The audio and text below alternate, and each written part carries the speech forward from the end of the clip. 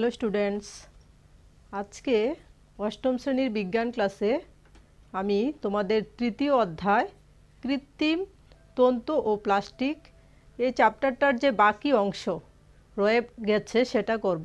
আমরা গতদিন কৃত্রিম তন্তু নিয়ে আলোচনা করেছিলাম, তো আজকে আমরা প্লাস্টিক নিয়ে আলোচনা করব। ঠিক আছে, গতদিন আমরা কি দেখেছিলাম?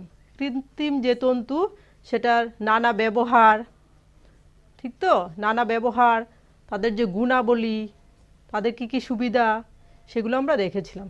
চলো একটু দেখে নেই এই কৃত্রিম তন্তুর কোনো অসুবিধা বা অপকারিতা আছে কি না। ঠিক আছে, তোমরা যখন কৃত্রিম তন্তুর তৈরি কোনো কাপড় পরো তখন কি তোমাদের কি খুব আরাম বোধ হয়? গরমকালে হয় কি? আমাদের কীরকম লাগে? একটু খসখসে লাগে, বা গরমের দিনে কৃত্রিম তন্তুর কাপড়গুলো পরলে গরম বোধ হয়, তাই না? আরাম বোধ হয় না। এবং আমরা যখন কৃত্রিম তন্তুর কাপড় পরে রান্নাঘরে যাই তখন কিন্তু আমাদের বড় ধরনের বিপদ হয়ে যেতে পারে। কিভাবে? কারণ কৃত্রিম তন্তুতে খুব সহজেই আগুন ধরে যায় এবং তাপ লেগে তা গলে যায়। গলে কি হয়? শরীর একদম লেগে থাকে। ঠিক আছে, তাতে কিন্তু মারাত্মক আকার ধারণ করতে পারে। তাহলে আমরা দেখে নিলাম কৃত্রিম তন্তুর অপকারিতা। ঠিক আছে, তাহলে চলো প্লাস্টিক নিয়ে আমরা এখন আমাদের আলোচনাটা শুরু করি। প্লাস্টিক কি? কৃত্রিম তন্তুর মতোই প্লাস্টিক হলো একটা পলিমার। আমরা জানি পলিমার কি, আমরা গতদিন পড়েছি, তাই তো? এই যে পলিমার, পলিমার কি অনেকগুলো মনোমার নিয়ে গঠিত হয়। তাহলে প্লাস্টিক কিন্তু দুই ধরনের হয়ে থাকে। তোমরা কি কখনো লক্ষ্য করেছো যে কিছু কিছু প্লাস্টিককে কি সহজেই বাঁকানো যায়, তাই না? কিন্তু সব প্লাস্টিকে কিন্তু বাঁকানো যায় না। তাহলে আমরা কিছু কিছু প্লাস্টিককে বাঁকাতে পারি আর কিছু প্লাস্টিককে বাঁকাতে পারি না। তাহলে যে প্লাস্টিকগুলোকে আমরা সহজেই বাঁকাতে পারি, আমরা একটু যদি তাদের উপর জোর দিই ওরা বেঁকে যায় এবং তার মধ্যে তাপ প্রয়োগ করলে এই প্লাস্টিকগুলো নরম হয়ে যায়। ঠিক আছে স্টুডেন্টস, তাহলে এই প্লাস্টিকগুলোকে আমরা বলি, আমরা এটার জন্য একটা নাম দেই, তাদেরকে আমরা বলি থার্মোপ্লাস্টিক। ঠিক আছে, তাহলে প্লাস্টিক দুই ধরনের হয়, থার্মোপ্লাস্টিক। থার্মোপ্লাস্টিক কি? তাহলে যেসব প্লাস্টিককে বাঁকানো যায় এবং তাপ প্রয়োগ করলে গলে যায়, এবং এই প্লাস্টিককে আমরা গলিয়ে, ঠিক আছে তো, তাপ প্রয়োগ করে গলিয়ে বারবার পুনরায় নতুন আকৃতি দিতে পারি।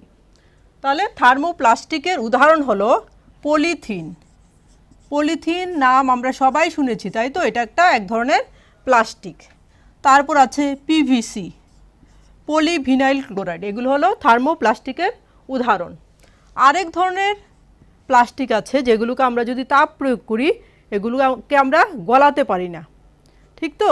তাদেরকে আমরা গলাতে পারি না, তাদের একবার যদি আমরা আকৃতি দিয়ে দিই তাহলে সেই আকৃতিরই সবসময় থাকে, গলিয়ে তাদেরকে আর পুনরায় নতুন আকৃতি দেওয়া যায় না। তাহলে এই প্লাস্টিকগুলোকে বলে থার্মোসেটিং প্লাস্টিক।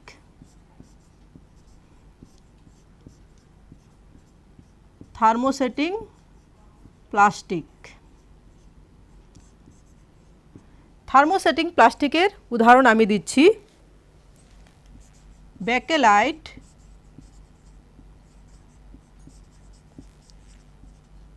আর হচ্ছে মেলামাইন। এগুলো কি থার্মোসেটিং প্লাস্টিকের উদাহরণ।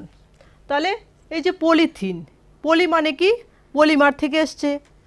এটা এই যে পলিমারটা, এটা গঠিত হয় পলি প্লাস ইথিন, মানে অনেকগুলো ইথিনের অণু নিয়ে পলিথিন গঠিত হয়। এই পলিথিন একটা পলিমার এবং ইথিন হয়েছে এখানে মনোমার। তাহলে পলিথিন হলো অনেকগুলো ইথিনের মনোমার নিয়ে গঠিত হয়েছে, পলি ইথিলিন। ঠিক আছে, পলিথিনটা কি? পলি ইথিলিন। তাহলে পলি প্লাস ইথিনে হয় পলিথিন। তাহলে ইথিনটা হলো এখানে মনোমার। এই পলিথিনের কি কি ব্যবহার আছে আমরা জানি, পলিব্যাগ তৈরিতে কিন্তু পলিথিন ব্যবহার করা হয়। তাছাড়া যে কৌটো আমরা ইউজ করি, ঠিক আছে, পাত্র, এই পাত্রগুলো পলিথিন দিয়ে তৈরি করা হয়। বালতি, মগ, জগ যেগুলো আমরা বাড়িঘরে ব্যবহার করে থাকি এগুলো পলিথিন দিয়ে তৈরি। তাছাড়া পাইপ তৈরিতেও পলিথিন ব্যবহার করা হয়। তাহলে আমরা প্লাস্টিকের একটা উদাহরণ নিয়ে আমরা আলোচনা করলাম। তারপরে আমরা আসি পিভিসিতে। পিভিসি হলো পলিভিনাইল ক্লোরাইড। তাহলে এইখানে ভিনাইল ক্লোরাইডটা হচ্ছে মনোমার। তাহলে অনেকগুলো এরকম ভিনাইল ক্লোরাইড নিয়ে এই পলিভিনাইল ক্লোরাইড গঠিত হয়, ঠিক আছে। তাহলে পিভিসি হলো একটা পলিমার, এক ধরনের প্লাস্টিক। কি প্লাস্টিক এটা? থার্মোপ্লাস্টিক। তাহলে এই পিভিসির কি ব্যবহার? আমরা যে রেইনকোট পরি এই রেইনকোটগুলো কিন্তু পিভিসি দিয়ে বানানো হয়ে থাকে। তাছাড়া এই যে পর্দা, বিশেষ ধরনের কিছু পর্দা, তারপরে টেবিল ক্লথ, হ্যাঁ, যেগুলো প্লাস্টিকের টেবিল ক্লথ থাকে এগুলো পিভিসি দিয়ে তৈরি। তারপরে আছে হ্যান্ডব্যাগ, আমরা যে হাত ব্যাগ ব্যবহার করি এগুলো পিভিসির তৈরি। তাছাড়া অনেক খেলনা আর আর্টিফিশিয়াল যে ফ্লোরের মধ্যে অনেক ধরনের দেখা যায়, অনেক অফিসে বা বাড়ি ঘরেও এখন ব্যবহার করা হয় আর্টিফিশিয়াল ফ্লোরিং, হ্যাঁ, সেটা কিন্তু হ্যাঁ কি দিয়ে ব্যবহার করা হয়? পিভিসি দিয়ে। তাহলে এরপর আমরা দেখব থার্মোসেটিং প্লাস্টিক যে দুই ধরনের আছে, বেকেলাইট আর মেলামাইন, তাদের কি ব্যবহার, ঠিক আছে। চলো প্রথমে নিয়ে নিই আমরা বেকেলাইট। বেকেলাইট হলো তাপ এবং তড়িতের কুপরিবাহী, ঠিক আছে। তার জন্য কি হয়, ওই যে আমাদের যে বৈদ্যুতিক সুইচ, ঠিক আছে, আমরা যে সুইচগুলো বানানো হয় এগুলো কিন্তু বেকেলাইট এক ধরনের প্লাস্টিক দিয়েই বানানো হয়। তারপর আছে বাসনের হাতল, ঠিক আছে। বাসনের হাতলটা কি বিদ্যুতের বা তাপের কুপরিবাহী হতে হবে, কারণ নয়তো কি হবে, আমরা যখন হাত দিয়ে এটাকে স্পর্শ করি আমাদের হাত পুড়ে যায় বা আগুন লেগে যেতে পারে, তাই না, একটু তাপ লাগে। তাহলে ব্যাকেলাইট দিয়ে কি তৈরি হচ্ছে দেখছি আমরা, বৈদ্যুতিক সুইচ, তারপর রান্না করার বাসনের যে হাতল, যে আমাদের যে প্রেসার কুকার থাকে বা কেটলি থাকে এগুলোর হাতলগুলো ব্যাকেলাইট দিয়ে তৈরি হয়। তাছাড়া চিরুনি, ফাউন্টেন পেন, ঠিক আছে। তারপর ফরমাইকার টেবিলের টপ, এই যে কাঠের যে আমাদের যে টি টেবিলগুলো থাকে, টি টেবিলগুলোর উপরে একটা কি বলে একটা শক্ত একটা কাভারিং থাকে, তোমরা দেখেছো, ফরমাইকা যেটাকে আমরা বলি, এই ফরমাইকা ও কি দিয়ে তৈরি? ব্যাকেলাইট দিয়ে তৈরি। তাহলে আমরা কি দেখলাম, বৈদ্যুতিক সুইচ তৈরি করতে, বাসনের হাতল তৈরি করতে, চিরুনি তৈরি করতে, ফাউন্টেন পেন এবং ফরমাইকা যেটা টেবিলের উপরে আমরা ইউজ করি সেটা তৈরি করতে ব্যাকেলাইট ইউজ হয়। তাহলে এই যে ব্যাকেলাইটটা এটা কিন্তু শক্ত ব্যাকেলাইট, হার্ড ব্যাকেলাইট। আমরা যে ব্যবহারগুলো দেখলাম সেটা হার্ড ব্যাকেলাইটের ব্যবহার, কিন্তু সফট ব্যাকেলাইটও আছে যেটা গ্লু তৈরি করতে, আঠা, হ্যাঁ, এক ধরনের আঠা তৈরি করতে এই সফট ব্যাকেলাইটটা ইউজ হয়। তাছাড়াও ভার্নিশ, হ্যাঁ, ভার্নিশগুলো তৈরি করতেও সফট ব্যাকেলাইট ব্যবহৃত হচ্ছে। তাহলে কি দেখছি আমরা, ব্যাকেলাইটের ব্যবহার। ব্যাকেলাইট কি? একটা থার্মোসেটিক প্লাস্টিক, ঠিক আছে। তারপর দ্বিতীয় নাম্বার যে আমি লিখলাম থার্মোসেটিক প্লাস্টিক, সেটা হলো মেলামাইন। ওকে স্টুডেন্টস, তাহলে এই যে মেলামাইন আমরা সবাই জানি আমাদের অনেক ধরনের বাসন বাড়ি ঘরে আছে মেলামাইনের তৈরি, তাই না, কাপ, প্লেট এবং ডিশ এগুলো মেলামাইনের তৈরি, অনেকগুলো বাসনপত্র। তাছাড়াও ফ্লোরের যে টাইলসগুলো কিন্তু মেলামাইন দিয়ে তৈরি করা হয়। এবং এই যে যখন ফায়ার সার্ভিসের যে কর্মীরা, ঠিক আছে, অগ্নি নির্বাপক কর্মীরা, তাদের পোশাক তৈরিতে এই মেলামাইন ব্যবহৃত হয়। কেন? কারণ মেলামাইন হয়েছে অগ্নিসহ, আগুনকে সহ্য করতে পারে, ঠিক আছে। তাহলে আমরা দেখলাম যে 4 ধরনের এখানে প্লাস্টিক নিয়ে আমরা আলোচনা করেছি। এই দুটো হলো থার্মোপ্লাস্টিকের উদাহরণ আর এই দুটো ছিল থার্মোসেটিং প্লাস্টিকের উদাহরণ। আরেকটা প্লাস্টিক আছে যেটার নাম হলো ট্যাফলন। ট্যাফলন নাম শুনেছো তোমরা? ট্যাফলন কি? ট্যাফলন তেল বা জলে মানে ভিজে না এটা, ঠিক আছে, তেল বা জলের মধ্যে ভিজে না, এই জন্য বাসনের যে নিচের যে কোটিংটা থাকে ঠিক আছে, রান্নার পাত্রের যেখানে আমরা আগুনটা লাগে সেখানে আস্তরণ হিসাবে এই ট্যাফলনটা ব্যবহার করা হয়। তাহলে আরেকটা কী নাম দেখলাম আমরা, ট্যাফলন। ঠিক আছে, ট্যাফলন এক ধরনের প্লাস্টিক। এই প্লাস্টিকটা কি হয়, জলে বা তেলে ভিজে না, এটা এজন্য এটাকে কোথায় ব্যবহৃত করছি আমরা, বাসনের যে নিচটা থাকে তলদেশের আমরা এটা লেয়ার দিচ্ছি। ঠিক আছে, তাহলে এই যে আমরা দুই ধরনের প্লাস্টিক দেখলাম, এটার কারণ কি, থার্মো প্লাস্টিক যে প্লাস্টিকগুলো এগুলোর মধ্যে যে অণুগুলো থাকে, মনোমারগুলো থাকে, সেগুলো কিন্তু সরল রৈখিক, মানে কি একটা স্ট্রেইট লাইনে থাকে। ধরো অণুগুলো এইরকম অবস্থায় থাকে স্ট্রেইট লাইনে, এইভাবে অণুগুলো থাকবে। তাহলে এই যে গঠনটা দেখছি আমরা, এই গঠনটাকে বলে রৈখিক পলিমার গঠন। তাহলে রৈখিক পলিমার হলো কোনগুলি, পলিথিন আর পিভিসি হলো রৈখিক পলিমার, কারণ এখানে অণুগুলো মানে মনোমানের অণুগুলো কীরকমভাবে আছে, স্ট্রেট লাইনে, মানে সরল রৈখিকভাবে আছে, সরল রেখায় থাকে। কিন্তু ব্যাকেলাইটের মেলামাইনের মধ্যে যেটা থার্মোসেটিং প্লাস্টিক, এগুলোর মধ্যে কিন্তু অণুগুলো সেরকম থাকে না, অণুগুলো জালক পলিমার হিসাবে থাকে, একটা জাল গঠন করে তারা, জালক পলিমার আমরা তখন এগুলোকে বলি। জালক পলিমার কি, এখন যদি আমি এই অণুটার সাথে নিচে আরেকটা অণু এরকম ভাবে বিছিয়ে দিই,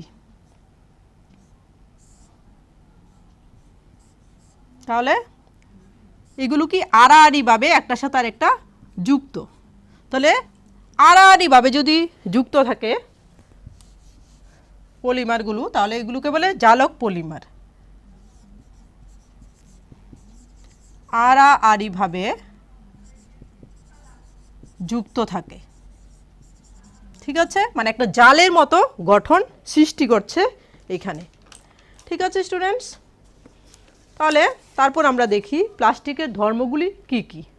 ঠিক আছে, প্লাস্টিক আমরা জেনেছি দুই ধরনের, প্লাস্টিক কি আমরা জানি এক ধরনের পলিমার। এখন দেখব প্লাস্টিকের ধর্মগুলো, বৈশিষ্ট্যগুলি কীরকম। প্লাস্টিক কিন্তু খুবই দৃঢ়, মানে কি খুব শক্ত, ঠিক আছে, সহজে কিন্তু প্লাস্টিক ভাঙে না। তারপর প্লাস্টিক হালকা, আমরা সহজেই এটাকে উঠিয়ে প্লাস্টিকের জিনিসকে এক জায়গা থেকে আরেক জায়গায় নিয়ে যেতে পারি। ঠিক তো, টেকসই, অনেক দিন টেকে। ঠিক আছে, প্লাস্টিক কি অনেক দিন কিন্তু টিকে ওইটা। তারপর আছে দামেও সেরকম দামি না, এটা খুবই সস্তা। তারপর আছে তাপ এবং তড়িতের কুপরিবাহী, যেমন আমি দেখেছিলাম যে ব্যাকেলাইট একটা কি ধরনের পদার্থ, কি ধরনের প্লাস্টিক, এটা কিন্তু তাপ এবং তড়িতের কুপরিবাহী। এবং সব প্লাস্টিকই তাপ এবং তড়িতের কুপরিবাহী, মানে কি তাপ বা তড়িৎ এই প্লাস্টিকের মধ্য দিয়ে পরিবহন করে না, চলাচল করে না। তারপর কি প্লাস্টিকগুলো দৃষ্টিনন্দন, মানে খুব দেখতে খুব সুন্দর, ডিফারেন্ট সাইজের, হ্যাঁ, বা শেপের প্লাস্টিক কিন্তু বানানো যায়। এটাকে তাপ দিয়ে বিভিন্ন আকৃতির প্লাস্টিকে বিভিন্ন বস্তু আমরা গঠন করতে পারি। এবং এগুলো লোহার মতো মরিচা এদের মধ্যে হয় না, মানে কি এই প্লাস্টিকগুলো বায়ু বা জলের সাথে বিক্রিয়া করে না, মানে বায়ু বা জলের সাথে মিশে না। ঠিক আছে, তাহলে আমরা কি দেখি যে এই প্লাস্টিকের কিছু গুণ আছে। এই গুণগুলোর জন্য প্লাস্টিকের ব্যাপক মানে পরিমাণে ব্যবহার চলছে, তাই না, মানে ব্যাপকভাবে কিন্তু ব্যবহার হচ্ছে। শুধু আমাদের দেশে নয়, পুরো পৃথিবীতে প্লাস্টিকের প্রচণ্ডভাবে ব্যবহার হচ্ছে, তাই তো। এই গুণগুলোর কারণেই কিন্তু প্লাস্টিক এতভাবে ব্যবহার হচ্ছে। ঠিক আছে, প্লাস্টিকের গুণগুলো আবার একটু বলে দিই কী কী ধর্ম। খুব দৃঢ়, খুব শক্ত, হালকা, তোমরা সবগুলোই জানো, টেকসই, অনেক দিন টেকে, তাই না। বাড়ি ঘরে একটা চেয়ার টেবিল প্লাস্টিকের কিনলে কি দেখি আমরা, অনেক দিন এটা টিকছে, কিন্তু খুব সহজে এটা নষ্ট হয় না, এবং খুব সস্তায় কিনতে পারি আমরা, তাই না। তাহলে প্লাস্টিকের কি কি ধর্ম আমরা দেখেছি। প্লাস্টিক হলো দৃঢ়, শক্ত আমরা বলতে পারি, টেকসই, হালকা, সস্তা, দৃষ্টিনন্দন, খুব দেখতে সুন্দর। ঠিক আছে, আর হলো তাপ এবং তড়িতের কুপরিবাহী।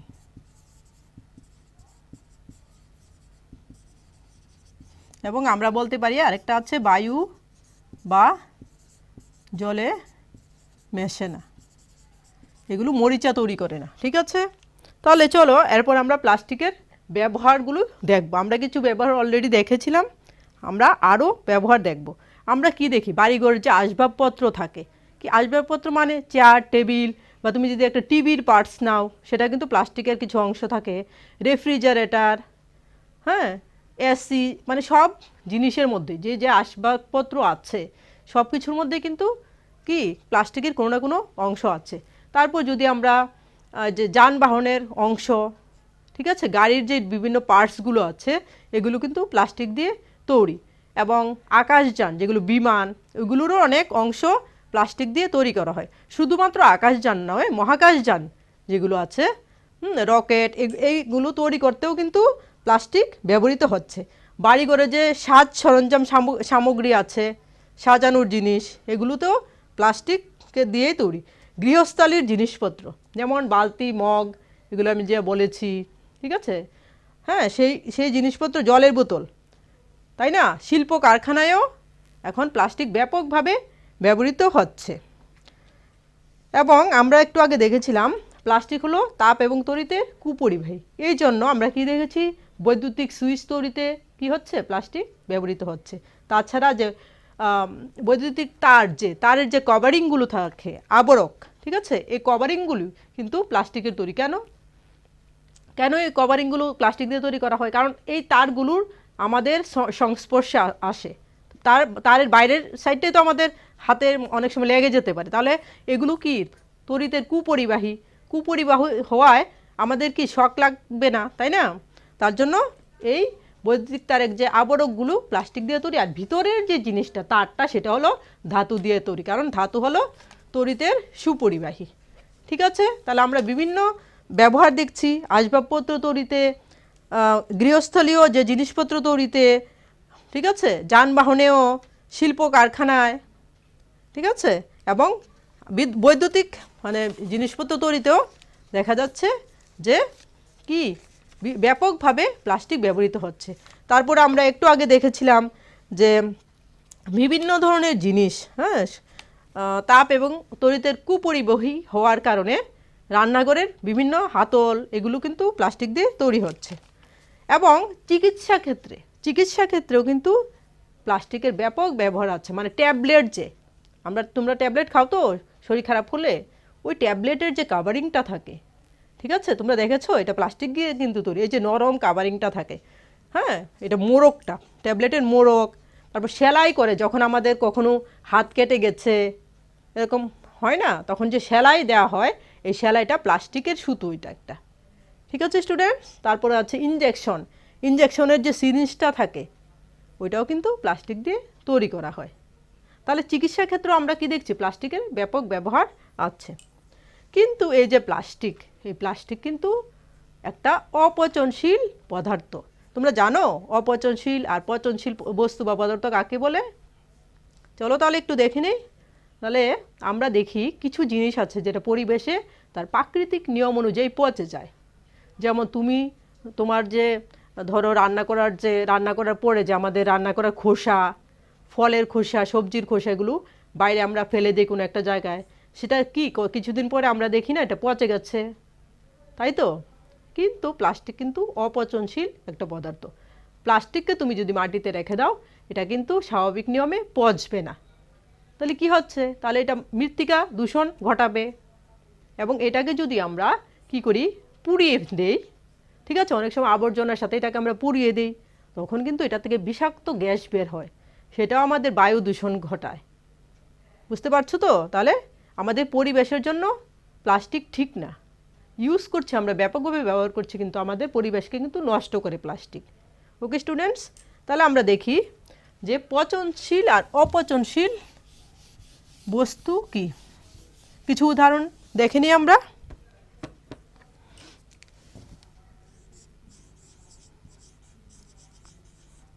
পচনশীল বস্তু। কোনগুলো পচনশীল? এখন আমি বলেছি, কি বলেছি, এই যে খোসাগুলো আছে, তাছাড়া পাতা, কাগজ, কাঠ, এগুলো হলো পচনশীল বস্তু। আর অপচনশীল কোনগুলো?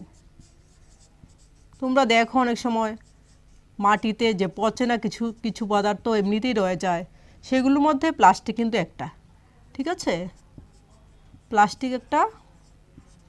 তারপর আছে কিছু ধাতু।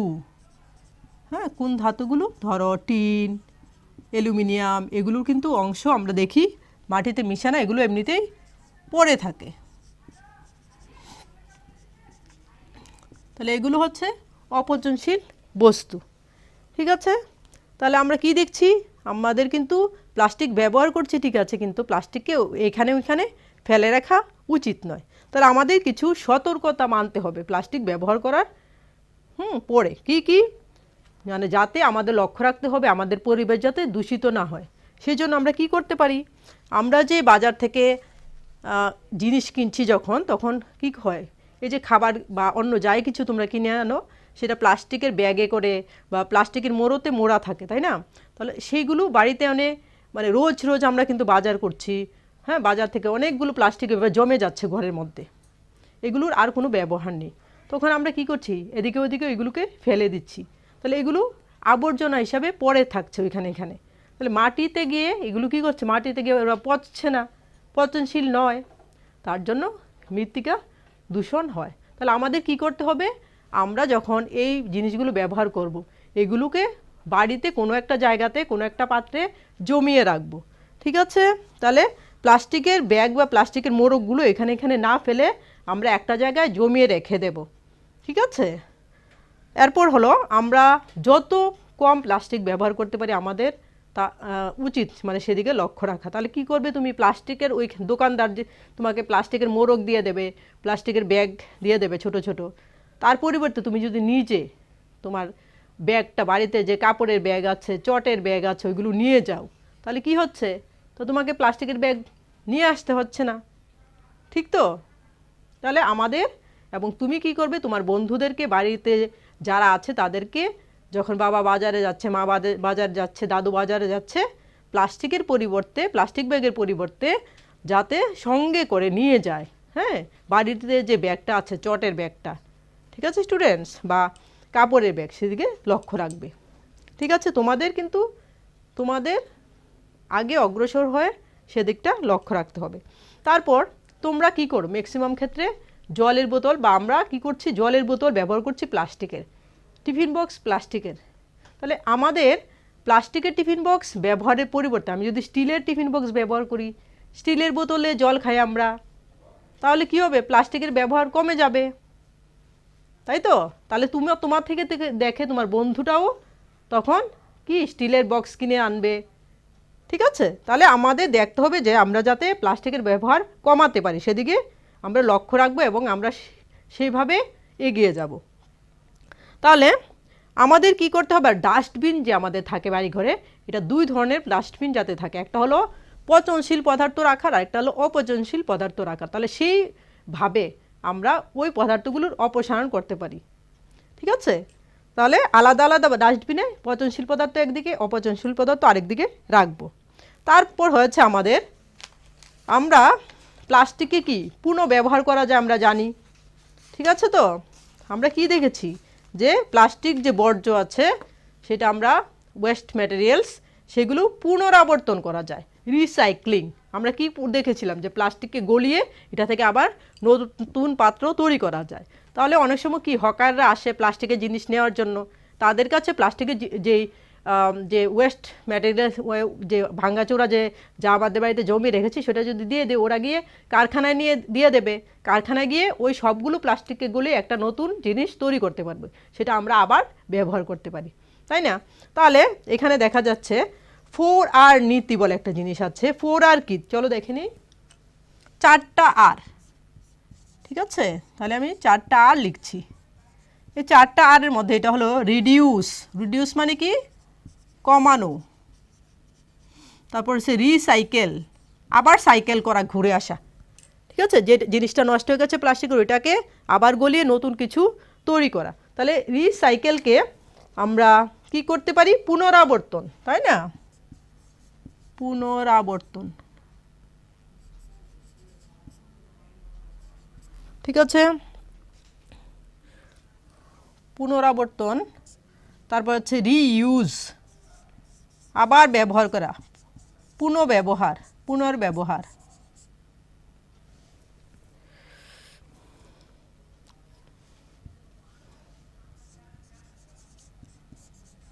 আর এটা হচ্ছে রিকভার, রিকভার, পুনরুদ্ধার, পুনরুদ্ধার। তাহলে ঠিক আছে, তাহলে এইভাবে কি করতে পারি, এই 4Rটা যদি আমরা ফলো করি তাহলে কিন্তু প্লাস্টিকের যে দূষণ সেটা আমরা কমাতে পারি। তাহলে কি করলাম, আমি কমিয়ে নিলাম, আমি প্লাস্টিকের জিনিস ব্যবহার করছি না, কম করছি, যত কম করা যায়। রিসাইকেল করা হচ্ছে, প্লাস্টিককে আবার গলিয়ে নতুন পদার্থ, এটা থেকে নতুন বস্তু তৈরি করা হচ্ছে, নতুন পদার্থ না সরি, নতুন বস্তু তৈরি করা হচ্ছে। রিইউজ, তাহলে আমরা সেই নতুন বস্তুটাকে আবার ব্যবহার করছি, আবার পুনরুদ্ধার হচ্ছে, ওইদিকে ওইদিকে পড়ে থাকছে না, ওইগুলো কালেক্ট করে এক জায়গাতে নিয়ে তারপর এটা থেকে নতুন বস্তু আবার তৈরি করা হয়। ঠিক আছে, তাহলে এভাবে দেখা যায় যে প্লাস্টিককে আমরা বারবার ব্যবহার করছি, তাহলে আমাদের পরিবেশে এটা ওইখানে ওখানে ঠিক আছে আবর্জনা হয়ে পড়ে থাকে না। দেখো, যখন আমরা আবর্জনা হিসাবে এই প্লাস্টিককে অন্য কোনো সামগ্রীর সাথে ফেলে রাখি, অনেক সময় কি হয়, গবাদি পশুরা সেগুলো খেয়ে ফেলে। ঠিক আছে, তো খাওয়ার ফলে তাদের পাকস্থলীতে কিন্তু এই প্লাস্টিকটা গিয়ে আটকে থাকে। ঠিক আছে, ওইটাতে কিন্তু মারাত্মক ধরনের বিপর্যয় হতে পারে, অনেক সময় গবাদি পশুটা মরেও যেতে পারে সে কারণে। বুঝতে পারছো তো? তারপর দেখি আমরা যে আমরা কি করি, ড্রেনের মধ্যে, নালা নর্দমার মধ্যে অনেক সময় প্লাস্টিকগুলো গিয়ে জড়ো হয়ে থাকে, তাহলে কি জলটা যে যাচ্ছে, ঠিক আছে, জলটাকে যেতে পারে, আটকে থাকে একটা জায়গাতে, তাহলে আটকে থেকে কি করছে, ওইখানে দুর্গন্ধ সৃষ্টি করছে। ঠিক তো? তাহলে দেখছি আমরা ওইগুলো জমে, নালা নর্দমার মধ্যে জমে নিকাশি ব্যবস্থার মধ্যে বাধা সৃষ্টি করছে। ঠিক আছে, তাহলে এইভাবে জল দেখা যাচ্ছে যেতে পারছে না, বয়ে যেতে পারছে না, তার জন্য ওই জায়গাতে জলটা জমে যাচ্ছে অনেক। নোংরা জলে কি হয়, এলাকাটা একদম মানে প্লাবিত হয়ে যায়, ভেসে যায়, নোংরায় মানে দূষণ ঘটাচ্ছে। ওইগুলোতেই আমরা তখন কি করি, আমরা ওইটার উপর দিয়ে হাঁটি। হ্যাঁ, রাস্তার পাশে যে ড্রেনগুলো আছে অনেক সময় দেখা যায় এরকম অনেক পলিথিন কি জমে কি হচ্ছে, আমাদের পরিবেশকে কিন্তু নষ্ট করছে। ঠিক আছে স্টুডেন্টস, তাহলে আমরা প্লাস্টিক সম্বন্ধে কিন্তু অনেক কিছু জানলাম। তাহলে কি প্লাস্টিক আমাদের কি ব্যবহার কমাতে হবে, বুঝতে পেরেছো তো? তাহলে যত কম ব্যবহার করবে তোমরা, এতই কিন্তু আমরা পরিবেশকে তার হাত থেকে, তার বিপর্যয় থেকে রক্ষা করতে পারবো। তাহলে আমি তোমাদের এখন কিছু হোমওয়ার্ক দিয়ে দিচ্ছি, দেখে নাও। আমাদের চ্যাপ্টারটা কিন্তু এখানে শেষ হয়ে গেছে 2-3-এ। ঠিক তো? কোনো অসুবিধা নেই, তোমরা ক্লিয়ারলি বুঝতে পেরেছো নিশ্চয়ই? ঠিক আছে, তাহলে আমরা প্রথম দিন কি পড়েছিলাম, আমরা 4 ধরনের কৃত্রিম তন্তু সম্বন্ধে জেনেছিলাম। ঠিক আছে, তাহলে আমরা হোমওয়ার্ক হিসাবে কি লিখতে পারি, যে 1 নাম হলো 4টি কৃত্রিম তন্তুর নাম ও ব্যবহার লিখো। ঠিক আছে, কি কি ছিল 4টা কৃত্রিম তন্তু আমাদের বইয়ে? ঠিক আছে স্টুডেন্ট, রেয়ন, নাইলন, পলিয়েস্টার আর অ্যাক্রাইলিক। ঠিক আছে, সবগুলো ব্যবহার আমি তোমাদের দিয়েছিলাম, তাহলে তোমরা লিখবে, সবগুলো নাম লিখবে এবং সঙ্গে ব্যবহার লিখবে। তারপর পলিমার কি, ঠিক আছে, পলিমার কি এবং এই পলিমার কিভাবে গঠিত হয়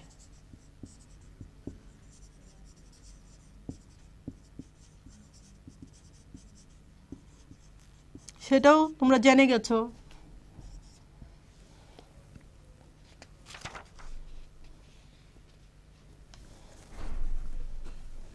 তারপর আমরা পড়েছিলাম যে কৃত্রিম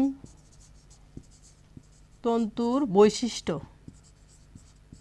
বৈশিষ্ট্যগুলি লিখো। অনেকগুলো বৈশিষ্ট্য দেখেছি। কেন আমরা কৃত্রিম তন্তুকে এতভাবে ব্যবহার করছি? কারণ কি হয়, কৃত্রিম তন্তুগুলোর যে আমরা কাপড়গুলো বানাই এগুলো সহজেই রোদে শুকিয়ে যায়, তাই না? বেশিক্ষণ ওরা জলকে নিজের মধ্যে বহন করে না এবং তাড়াতাড়ি শুকিয়ে যায়, হালকা হয়, অনেক ডিফারেন্ট সুন্দর সুন্দর কালারের আছে, চকচক করে, তাই না? আমরা আরও অনেক কিছু পড়েছিলাম, সেগুলো তোমরা নিশ্চয়ই লিখে রেখেছো, তাহলে সেই আনসারগুলো এখানে লিখবে। তারপর আজকে তোমরা পড়েছ প্লাস্টিক। তাহলে প্লাস্টিক কি? প্লাস্টিকও একটা পলিমার, আমরা জানি এক ধরনের পলিমার, ঠিক আছে? প্লাস্টিক কত প্রকার, কয় ধরনের প্লাস্টিক আছে আমরা পড়েছিলাম না? থার্মোসেটিং আর কি আছে একটা প্লাস্টিক, একটা হলো থার্মোসেটিং আর একটা হচ্ছে থার্মোপ্লাস্টিক, ঠিক আছে? তাহলে প্লাস্টিক কি? উদাহরণ দাও, লিখো প্রথম প্লাস্টিকের উদাহরণ, ঠিক আছে? তারপর লিখতে পারো থার্মোপ্লাস্টিক ও থার্মোস্ট্যাটিং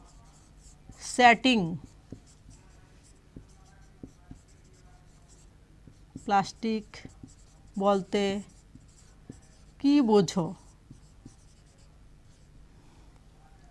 এদের দুটো করে উদাহরণ দাও।